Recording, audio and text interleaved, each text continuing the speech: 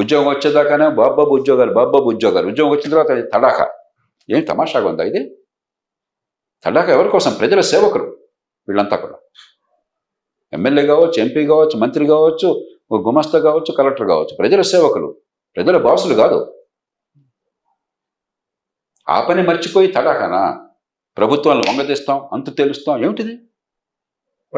నిలబెడతాం, ఎవడు తెలుస్తాడు? అంటే ఈ ప్రజలందరూ కూడా అల్లటప్ అనుకున్నారా? ఈ దేశంలో ఉన్న కోట్లాది మంది గుండెలు లేవా? మనుషులు కాదా? వాళ్ళు పనులు కట్టలేదా? కష్టపట్టలేదా? కుటుంబాలను పోషించుకోవట్లేదా? కొంతమంది మాత్రం మనుషులా? దిగొచ్చారా మీరంతా ఎక్కడి నుంచానా? అసలు ఏం భాష అది? ఏం ఆలోచన అది? ఎంత వికృతంగా ఉంది ఆలోచించే మనిషికి. మీ పిల్లలకి నచ్చ చెప్పండి. మీరు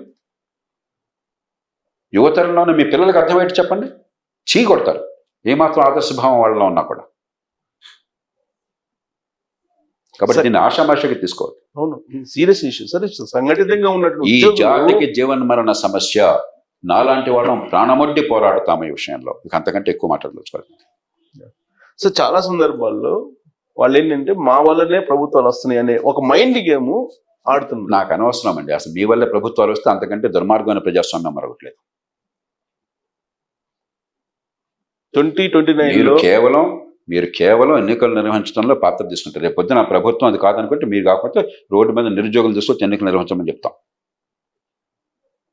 నీ వల్ల ప్రభుత్వం నిలబట్ల, నీ వల్ల దేశం నడవట్ల. ఈ ప్రజల వల్ల దేశం నడుస్తోంది. ఈ పన్నుల వల్ల దేశం బతుకుతోంది. ఈ ప్రజల కష్టం వల్ల సంపద ఉత్పత్తి అవుతోంది. దానివల్ల ప్రజల అవసరాలు తీరుతున్నాయి. నీ వల్ల ఏం తీరట్ల. ఎవరు ప్రభుత్వంలో ఉన్నవాళ్ళు అట్లా అనుకున్నా కూడా, ఎన్నికైన నాయకులు కావచ్చు, లేకపోతే ఉద్యోగులు కావచ్చు, మా వల్ల ప్రజలంతా ఉన్నారు అనుకుంటే సమాజం మేల్కోవాలి.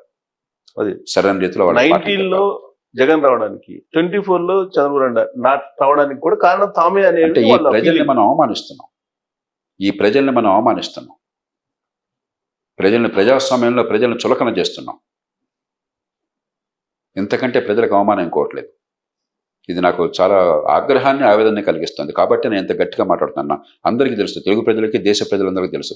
నేను అనవసరంగా నోరు బారేసుకోను, అనవసరంగా ఆగ్రహం తెచ్చుకోను. కానీ ఈ 140 కోట్ల మంది ప్రజలు, ఎప్పుడో దేవరకొండ బాలగంగాధర తిలక్ గారు గేయంలో రాశాడు, ఆనాడు 40 కోట్ల జనాభా ఈ దేశంలో. ఈ దేశం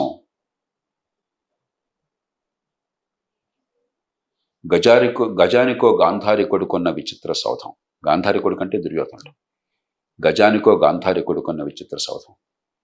ఈ దేశం 40 కోట్ల మంది ఆనాటి జనాభా, నిజమైన ప్రాణమున్న మనుషులు.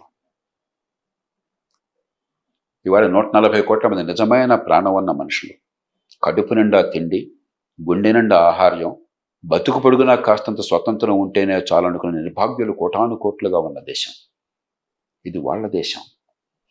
ఈ సామాన్య ప్రజల దేశం. వాళ్ళ పన్నులతో బతుకుతోంది, వాళ్ళ క్షమతో బతుకుతోంది. మన దుశ్చర్యలకి, మన అవినీతికి, మన అసమర్థతకి, మన అలసత్వానికి ప్రజలు ఎదురుతిరిగితే ఒక్క నిమిషం ఎవరు నిలబడ్డారు? ఈ ప్రజల క్షమ వల్ల బతుకుతున్నారు ఈ ప్రభుత్వాల్లో ఉన్నవాళ్ళు. ఆ ప్రజలను అవమానించి మేము ప్రభుత్వాన్ని తీసుకొస్తాం, మేము ప్రభుత్వాన్ని దింపేస్తాం, మీరు అల్లటప్ప అంటే ఈ ప్రజలంతా అంత తక్కువగా చులకనగా అనిపిస్తున్నారు ప్రజాస్వామ్యంలో? రాజ్యాంగం అంత చిత్తుకాయతలు అనిపిస్తుందా మీకు? ఈ మాట ఎంత దారుణమైన మాట ఇది! ఎంత దారుణమైన మాట!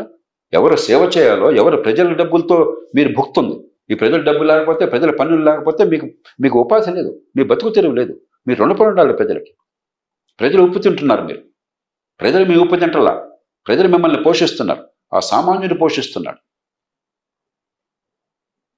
రెక్కాడితే డొక్కాడిని వాడు పోషిస్తున్నాడు. తన పిల్లలకి తిండి లేకపోయినా మిమ్మల్ని పోషిస్తున్నాడు. అది మర్చిపోతే భగవంతున్నాడో నాకు తెలియదు.